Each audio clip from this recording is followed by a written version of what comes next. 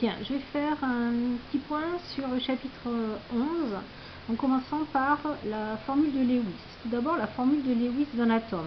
Donc, pour écrire la formule de Lewis d'un atome, eh bien, il faut d'abord le numéro atomique de l'atome. Donc, les Z électrons ici de l'atome ici vont être rangés selon les couches et sous-couches électroniques, un S, 2S, 2P, 3S, 3P.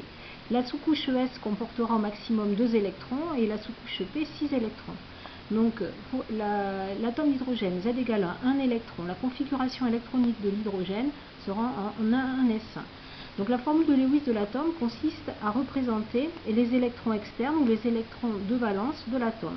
Pour l'atome d'hydrogène, il y a un seul électron. Vous le représentez par un point à côté de l'atome. Pour le carbone, 6 électrons. Configuration électronique ici en 1s2, 2s2, 2p2. La couche de valence, qui correspond à la couche associée au nombre entier n égale 2 ici, donc comporte 2 et 2, 4 électrons. Ces 4 électrons, vous les représentez ici autour de l'atome de carbone. Vous avez la formule de Lewis ici du carbone. Pour l'atome d'oxygène, eh bien, l'atome d'oxygène ici a sa structure électronique ici en 1s2, 2s2, 2p4. Les électrons de valence, qui sont les électrons externes, les électrons de la couche externe, qui est ici la couche associée au nombre entier n égale 2, sont au nombre ici de 6. Vous avez 6 électrons à représenter autour de l'atome d'oxygène.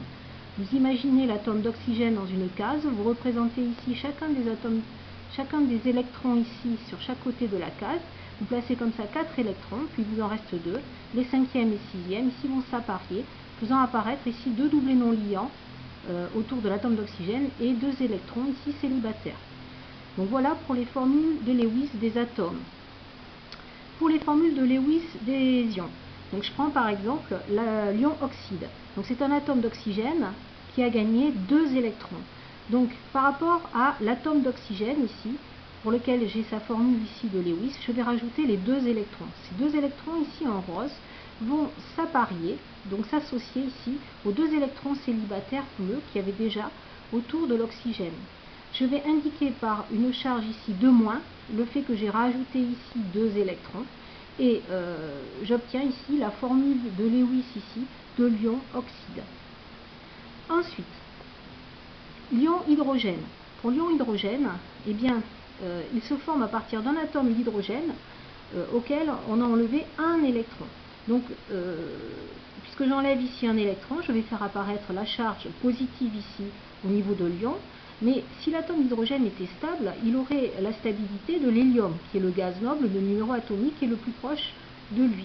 Et donc, s'il était stable, il aurait ici un duvet d'électrons, un doublé d'électrons. Or, il n'a pas ce doublé d'électrons, il est manquant. Comme ce doublé d'électrons est manquant par rapport à la règle de stabilité, on va l'indiquer ici par cette case qu'on appelle une vacance électronique. Pour l'ion ammonium, NH4+, l'atome d'azote ici a sa formule de Lewis qui est écrite ici.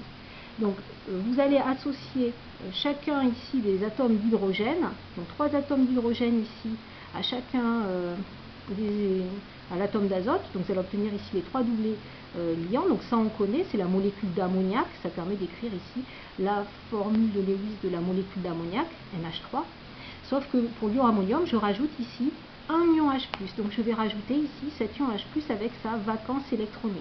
Et bien, cette vacance ici va être occupée, donc le doublé ici non liant de l'azote ici va aller occuper ici la case vacante ici, la vacance électronique ici de l'ion hydrogène. Ainsi, eh bien, l'atome d'azote ici va se lier ici à l'atome d'hydrogène. Lorsque je regarde ici les nombres d'électrons autour de l'atome d'azote, eh bien je vois qu'il n'y a que 4 électrons, alors que dans la formule de Lewis de l'atome, eh bien il y a 5 électrons. Il manque donc un électron par rapport à la formule de Lewis de l'atome d'azote, donc par rapport à son environnement normal.